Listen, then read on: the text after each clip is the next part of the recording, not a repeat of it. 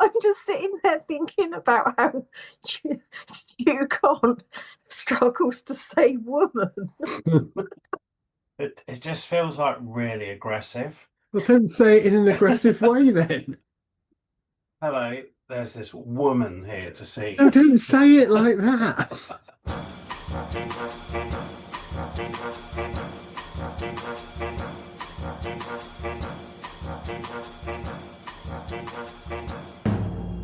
Hello and welcome to Everything's Fine, probably your weekly antidote to bad news. Like a hug from a golden retriever that also happens to be a qualified therapist.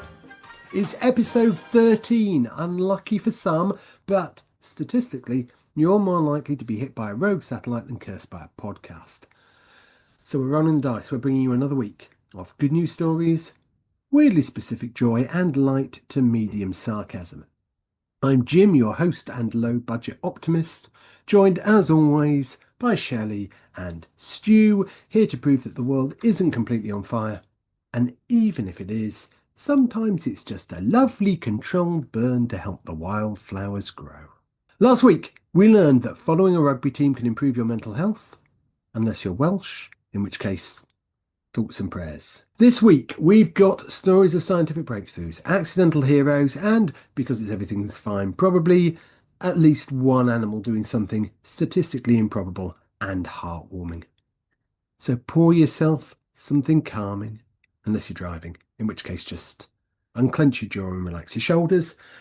And let's begin. Shelley, Stu, how are you? Well, episode 13. Yes.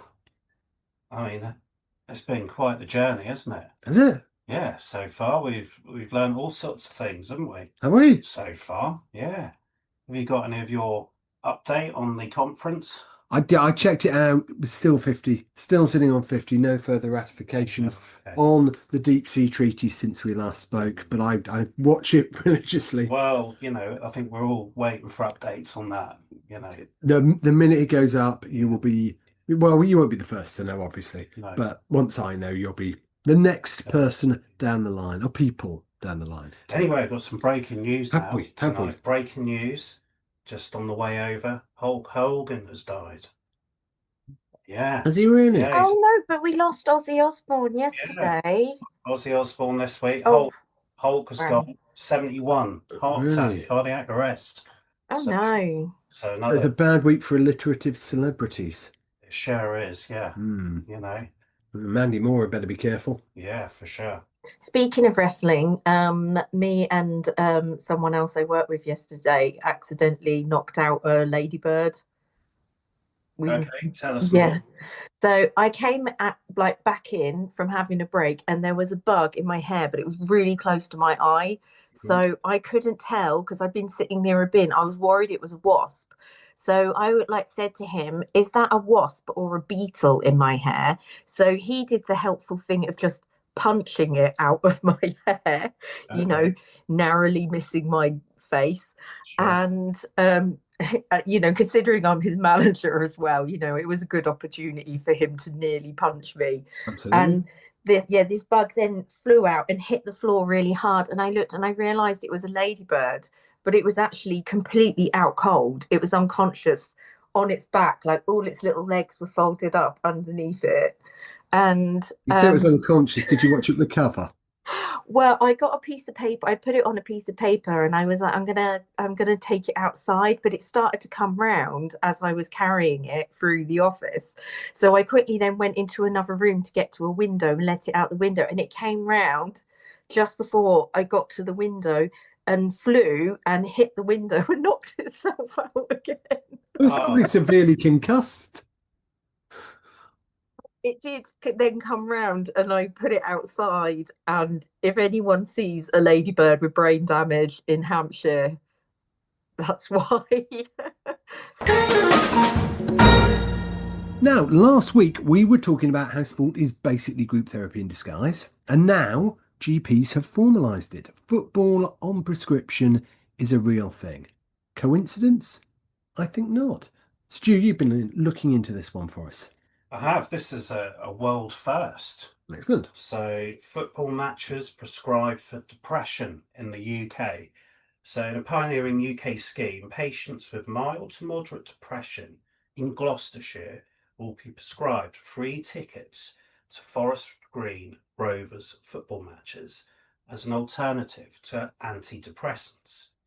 This initiative, a collaboration between a Labour MP and a former GP, his name's Dr. Simon Ofer, Ecotricity owner Dale Vince, who owns that football club. Yeah, I thought I knew the name. So they aim to combat social isolation, which Dr. Ofer, I'm going to call him, calls toxic and a health risk. He says is comparable to smoking. So Dr. Ofer, a proponent of social prescribing for conditions like depression, has previously prescribed activities such as gardening and comedy, noting that 80% of the patients adhere to these. He believes the communal aspect of football can offer a vital social outlet, helping individuals to get out and socialise, momentarily escape their own lives by roaring on your team. So the programme, dubbed a World First by Dr. Ofer, begins on August the 16th and will be available to patients at a dozen local surgeries. It tackles the growing concern of antidepressant overprescription, particularly for the mild to moderate cases. His scepticism towards widespread antidepressant prescription came after he began his career in the 90s. He said he started to see a lot of depressed people out there with low mood, so he started putting a lot of them on antidepressants or referring them to mental health. But he said 1 in 4, maybe even more, would just come back just no better. He realised that tablets didn't really help them, so he looked about what can we do different. So the owner of the football club, Forest Green Rovers, Mr. Vince, he said, I think it's a great thing if football clubs up and down the country could reach out to people and do this. Men typically don't really talk about their issues. That's the thing, and you get loneliness and things like that as well. He said, in my life, I've had periods where I've been a bit fed up and excluded. It's easy to spiral downwards when you're not in contact with people. And I just wanted to do something with it. He added, Forest Green has been one of the best experiences of my life, and I want to share that with the local community.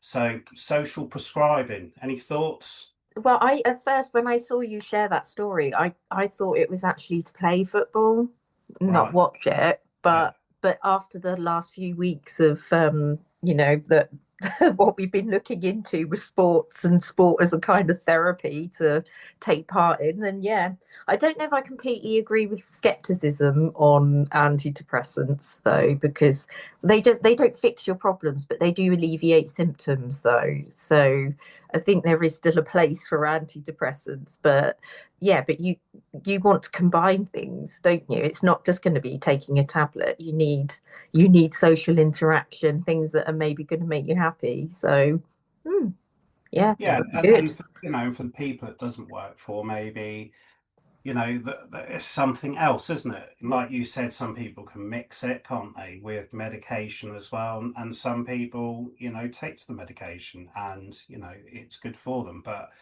as we talked over last week, it's about getting out there and getting into a community, isn't it? And being Absolutely. part of something bigger than yourself. That's really what's behind it. And I think Forest Green Rovers, they're quite a progressive football club. I don't know if Absolutely. you've seen their new football kits. They're all made from vegan materials and so on. Yeah, And it's been a huge part, isn't it? Because all of their players have to be vegan, I vegan, think. yeah, all the snacks at half time at the football are all vegan. They use clean energy. So it's a really sort of progressive Yeah. football club, isn't it? Yeah, it's there's a really interesting idea and philosophy behind it, which I think is great. I also love this idea that, somewhere in a clinic right now, a doctor might be asking, "Have you tried watching League Two?" Yeah. If all it takes is standing shoulder to shoulder with a bunch of strangers singing off key in the rain to remember you're part of something, then, if that's not medicine, what is? Well, for now, let's switch from footy stands to grass banks of a completely different kind. Over the Wimbledon fortnight, the All England Tennis Club get through 55,000 tennis balls. Have you ever wondered what happens to them? I hadn't, but that's a lot. So yeah, I do now. Well, fortunately, Yeah. Shelley knows the answer. Do you? Yes, I kind of feel like I actually have a sports story for Okay. once. Even Fantastic. though We've, it's we've got you into I'm talking trying about sport. yeah, I'm trying to join in. I'm inspired. This is my contribution to the world of sport. So apparently, after Wimbledon, like with all the tennis balls, they actually donate them to conservation groups so that they can make them into tiny houses for field mice. What, 55,000 tennis balls? Yeah, so if you see lots of tennis balls just on sticks in conservation areas, it's a field mouse home. Like they just cut a little circle out the front of it. And I mean, I don't know how field mice realize that this is meant for them, but they've clearly, they've obviously sent an email around to all the field mice. All the field mouse council has said, we finally got you a place on the housing list. Social housing in the UK actually gets Yeah. built. Yeah. But when I was reading into this, just to find, because I actually found this story in Country Living magazine, Mhm. which Do you subscribe? I no, I would have said though that's quite that magazine's been around for quite a while, hasn't it? It's a fine publication. It's a fine publication, but apparently it was myth busted. Well, it wasn't like apparently Wimbledon have donated tennis balls to conservation groups, but actually they haven't done it for a while. They only do it sporadically. But this article was from this year saying that they are donating. And then there was this other article, and I don't know what's true anymore. Well, I had a look into this one as well. It seems like it's been something they've been doing certainly on and off for quite a long Yeah. time now, about 20 odd years. Yeah. But apparently, though, there are actually other tennis clubs and things that do regularly donate tennis balls for field mice homes. So it is still happening, even if Wimbledon aren't necessarily doing it. Because I think they also give the tennis balls to clubs as well to use, don't they? Do they? I don't know. Because, when they're playing the shots, they're only pretty much using them once, aren't they? Yeah. So I've got a niece who plays tennis, so I do know they do get a ball sent to them. But Why did you shout it like that? Well, Balls sent to them. well, it's one of those words, isn't it? I guess. like woman. It's a woman. I'm very happy for these field mice. They've got real estate in SW19. That's living the dream, isn't it? All right, let's dive in with the story we probably weren't expecting in 2025, but here we are. Parisians are swimming in the Seine again, legally, publicly, and without needing a tetanus shot afterwards. It's the first time since 1923 that people have been allowed to do this. That's over a century of no from the authorities. You'd actually had an easier time swimming in a glass of Bordeaux. But now, thanks to a mere 1.4 billion euro clean-up operation, the river's finally clean enough for swimming. And the city's actually opened up 3 proper bathing spots. You've got one in Notre Dame, one by the Eiffel Tower, and one over in Bercy next to the big National Library. In case you fancy a quick paddle followed by a chapter of Proust. And linking back to last week's episode, because we were talking about how sport can actually do good in the world, right? Well, community connection, mental health, and now a clean-up that was driven by the 2024 Olympics. So credit where it's due, even if it did take an international multi-billion euro spectacle and the looming threat of televised embarrassment to finally get the job done, progress has been made. They've got proper lifeguards on duty, showers, changing rooms, daily water quality checks. If the water's good, they fly a green flag. If it's not, it's a red flag, no swimming. So they're testing for things like E. coli and enterococci. Easy for you to say. But well, apparently not. I mean, they both seem like Italian starters to me, but they are in fact deeply unwelcome swimming companions. And it's not just humans making a splash. The fish are back too. In the 1960s, there were just 3 species left in the Seine. Did you know that? I didn't know. That's fewer than the number of real house plants I've actually managed to keep alive. Now, there's more than 35 species, including Atlantic salmon, which haven't been seen in the river for decades, pike, the grumpy granddads of the fish world, perch, roach, zander, and catfish the size of uncomfortable secrets, plus, of course, European eels, which were probably hiding there anyway all the time, just judging us. The salmon's return is especially huge. They are what ecologists call a flagship species, which basically mean if they turn up, the river's doing well. Wow. Then that's good. And it's not just Paris showing off. It's part of a whole European trend, reclaiming rivers for people to actually use and enjoy. Copenhagen's been doing this for years. Oslo has floating saunas. Amsterdam, Zurich, they're all at it. Even Berlin, where people just staged a protest swim in the spree to say, hey, why can't we jump in our murky local waterway? There's even a Swimmable Cities Alliance now. That's a real thing, pushing to make clean, swimmable urban rivers a basic right, not just a quirky feature in travel blogs. So, it's good for the environment, it's good for people. Outdoor swimming, it's brilliant for mental health. It's free, it's social, it's kind of weirdly exhilarating. I mean, there is an elephant in the room here, isn't there? And I guess you're going to go on to that now. I will. I mean, naturally, the question is, could this happen here?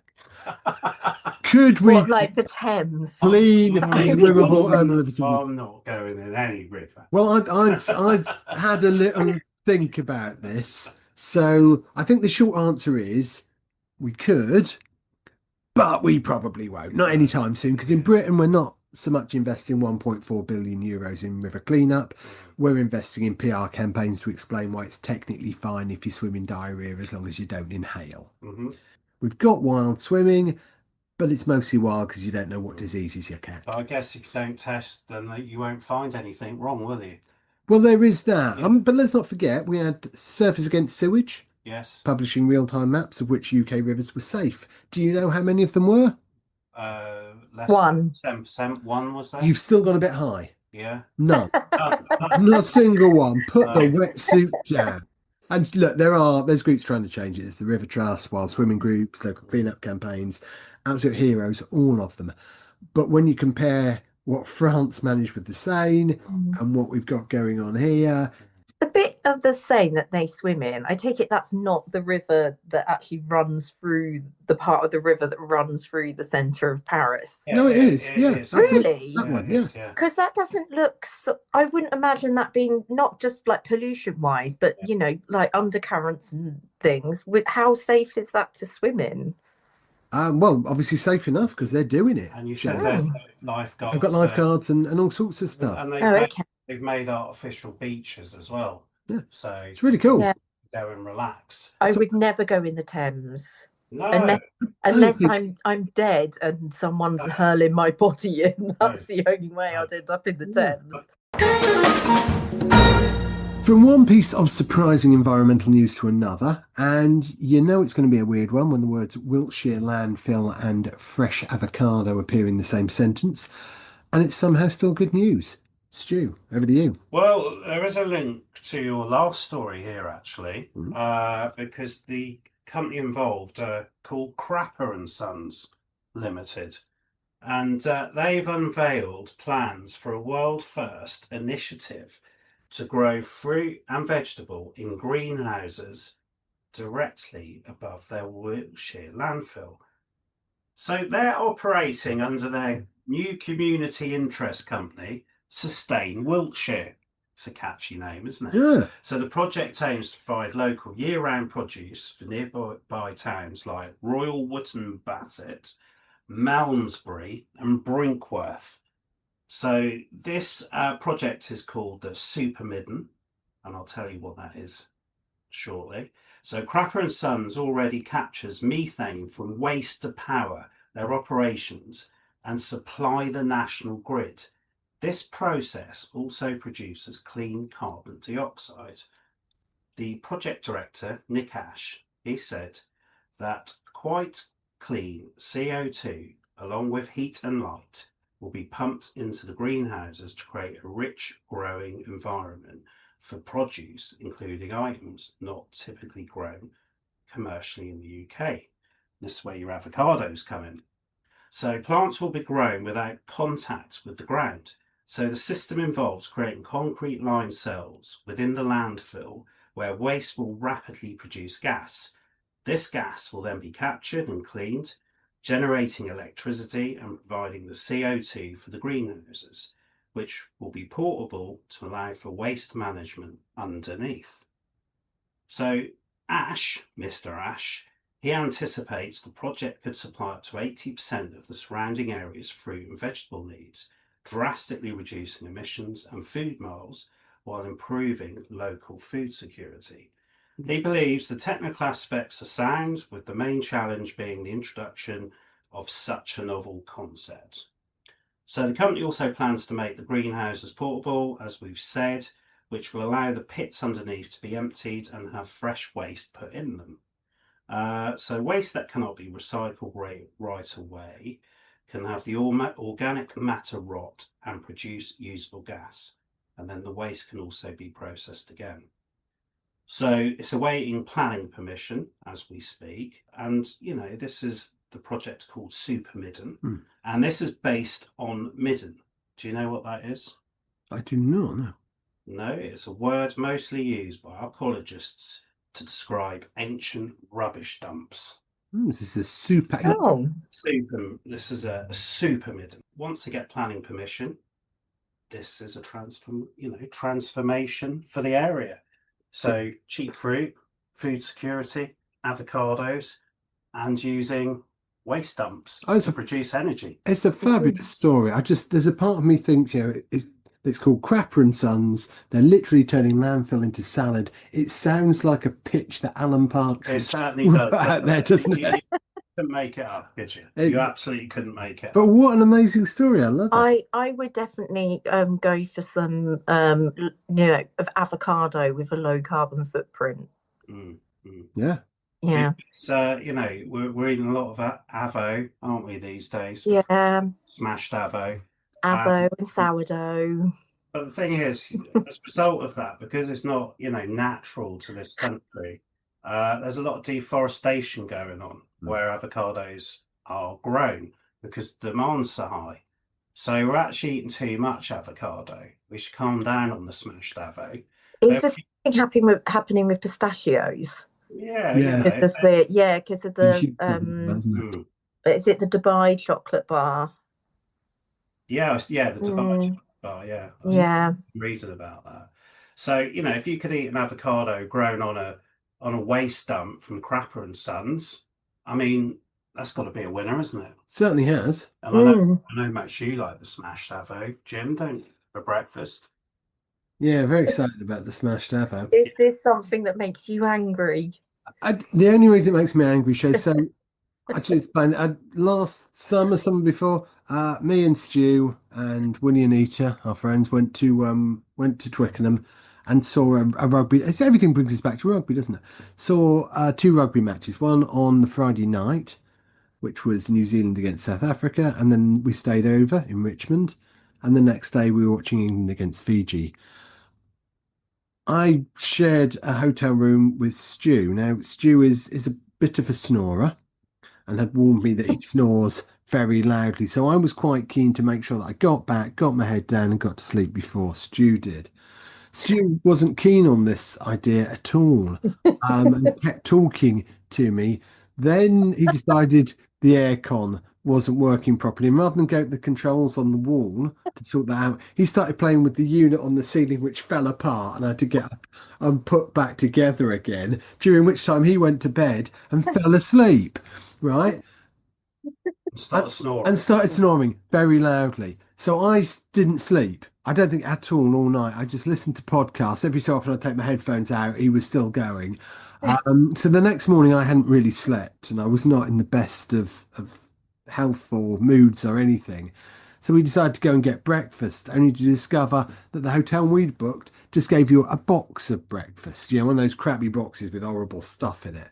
So we went out to find a restaurant, and the whole way round, all Stu would talk about in a bad Australian accent was smashed avo. So when we finally got there, I did decide to have some smashed avo. I don't really like it, but ever since then, any talk of traumatized smashed avo immediately makes me feel just rage, absolute rage.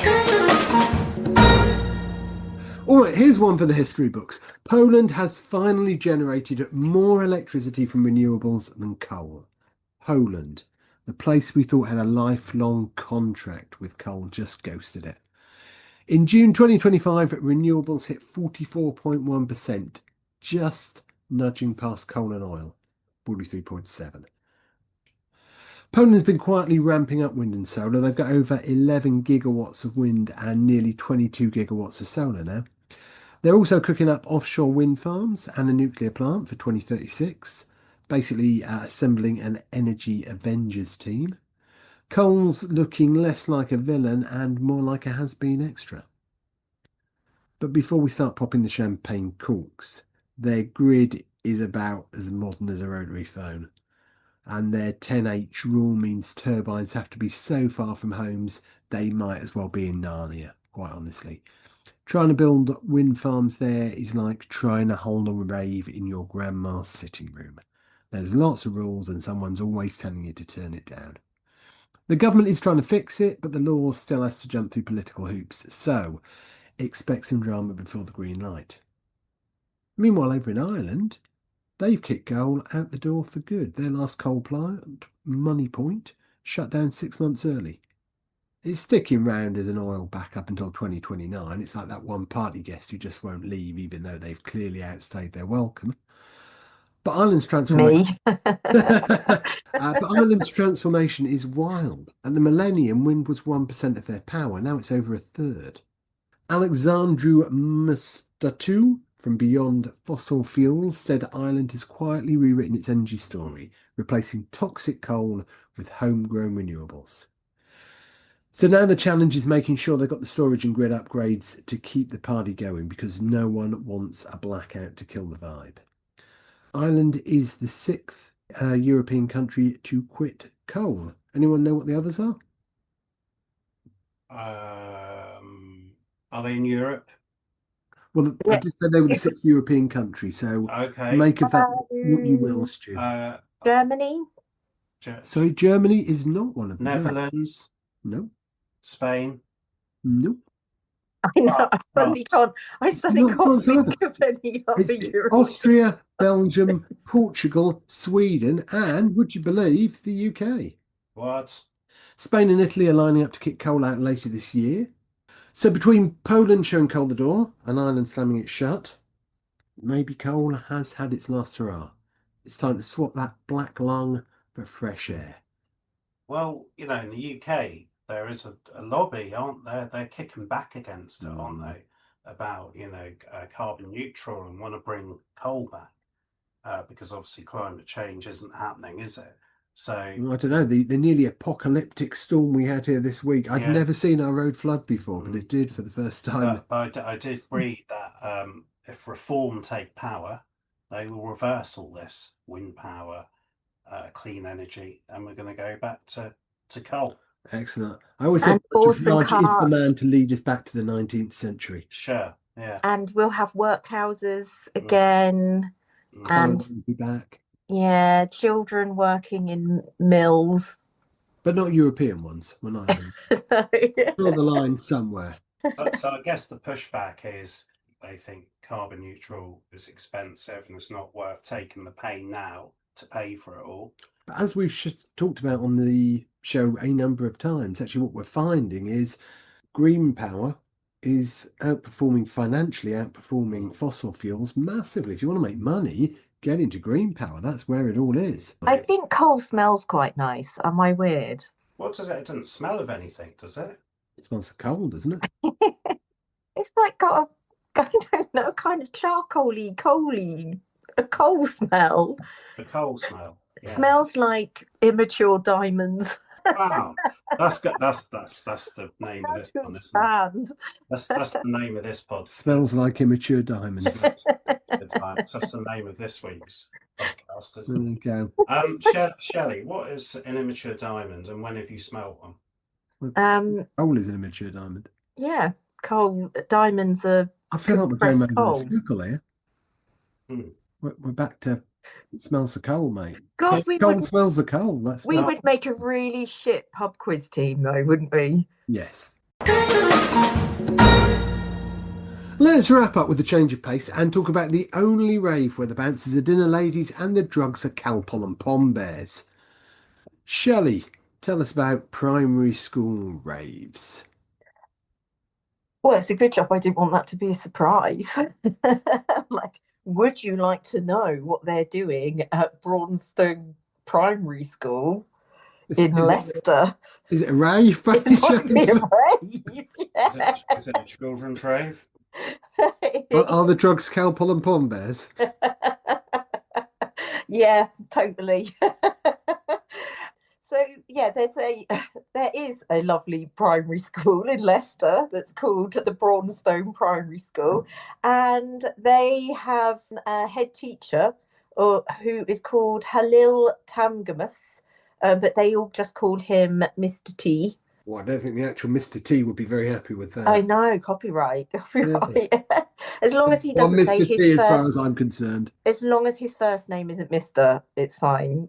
That's okay. Every Friday afternoon at school, he will be walking through the corridors with this big speaker on wheels, playing dance music.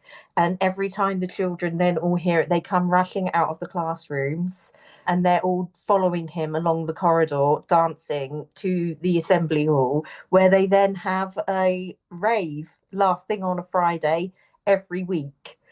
It ended up being in their local news, I think, or it was ITV News, and I actually picked it up following some record companies that I follow on Instagram, so they covered it as well. And yeah, but it's actually quite interesting because it's not just that he has these raves. He I think he started working at this school in 2019, and it was a school that wasn't really doing very well, but he completely turned it around. So they ended up actually getting really high SAT scores. I think it was like 82% of pupils met expected or above grades in maths.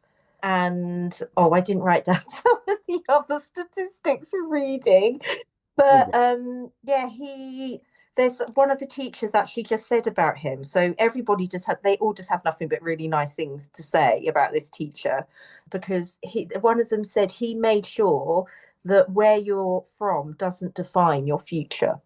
And he just sort of was just put every child first, and it was just actually just the example of somebody who really seems to enjoy their work. And actually somebody, when you have a good leader, it is just somebody who he's come in as a head teacher, he's a good leader, and he's actually made it so that people enjoy working there and the children enjoy going to school, because apparently even attendance improved at the school as well. But sadly, I did then read that he's stepping down from his role as head teacher there. Okay, any reason Mm. for that? I don't know. I couldn't find why he's Okay, stepping down. I just saw that he was. So, but maybe his work is done. yeah, His that's it. work He's is done. turned the school around. It's Yeah. time, like Mary Poppins, it's time Yeah. for him to move on to another school and turn that school around. flying off with his magic umbrella, But you know, Yeah. fix another school. it's like any community, isn't it, or group of people. If you've got, as you say, a strong leader, and people engage with what you're doing, you can take people with you, can't you? You can change culture, and so many people don't know how to do it, or they do it really badly, don't they? Yeah. So giving the kids an opportunity on a Friday afternoon when everything is pretty much done, isn't it? Giving them a Yeah. chance to have a dance and a bit of fun, then they just think, well, this is good. So he's given me this, so I'm going to knuckle down and try and get my exams and so on and so forth. It's culture change, isn't it? Which is the hardest thing to do. But if you can find a way to take people with you, you can make a lot of difference, can't you? I mean, Yeah. that's your field, this is, isn't it? Yeah, very much so. Very much so. And actually, there's if you want to see how to make culture change happen quicker and spread quickly, I recommend the book Viral Change by Lando Herrera. Okay. It's a spreading change like a virus. And also the classic "Who Moved My Cheese." Have you read that? Yeah, I have. I find it Yeah. a bit cheesy, Yeah, but yeah, it's old now, isn't it? yeah. But But the yeah, I do. It's principle, the nice. principle is solid, isn't it? Hmm. So you're a leader, aren't you, Shelley? So are you going to introduce that on a Friday afternoon? Have a hospital rave, maybe? I think I would if I could. Yeah, I mean, they do play like the radio in the office, which I quite like. I really like that. I like that we have music in the office. Puts me in a good mood. I, Um, I think music does, doesn't it? yeah, It's good yeah. for us. We've explored it over, a few weeks ago, Yes, didn't we? I seem to remember talking about Yeah. this. Yeah. This was about someone recovering from an Oh, illness. Joni and Mitchell. Yeah, Right. Yeah. from an illness, and music giving them the motivation. But I think everyone likes to move and listen to music. It just makes you feel good, doesn't it? Certainly does. So Unless it's Ed Sheeran. And that's a wrap on episode 13 of Everything's Fine, Probably, your weekly antidote to bad news, served with a side of sarcasm and just the right amount of making it up as we go along. We kicked off with doctors prescribing football to tackle depression because we already knew that cheering for your team can double as therapy, and now the NHS is catching up. Then we met Wimbledon's poshest new tenants, harvest mice living the high life in designer tennis balls. Next up, Parisians finally took the plunge back into the stain after a century, whilst in Wiltshire, landfill gas got a glow up, powering greenhouses that'll grow your next avocado. That's right from rubbish to restaurant ready. Poland waved goodbye to coal, proving you don't need a miner's lamp to see that the future's bright. And just when you thought it couldn't get any more surreal, UK primary schools turned up the volume with rave-themed lessons. If you enjoyed this load of old guff, do us a favour, smash that like button like it's a rave glow stick, subscribe faster than a Quins fan grabbing our tickets for the new season, and share this episode with anyone who needs a reminder that not all news is out to ruin their day. Follow us on social, because your feed can always use more good news and fewer pictures of soggy sandwiches. Hit that bell too so you never miss an episode. Unless you're busy swimming in the Seine or hosting a primary school rave, in which case, yeah, it's fine, we get it. Jim, just before you wrap up, can I say hello to our listeners in the USA and also Brazil and also Canada and also in Scotland, Australia as well? Yeah, if you want to. Hello. I mean, it wasn't the best time, but I'm sure they appreciate it. Hello, everybody. Look, drop us a review if you love us, or even if you hate us. It's all good content. And hey, if you tell your mates about the podcast, that's basically free advertising. Might just save them from doom scrolling into oblivion. So click those buttons like they're your money. Keep the good news rolling. And until next week, keep your spirits high, your sarcasm higher. And remember that everything's fine. Probably.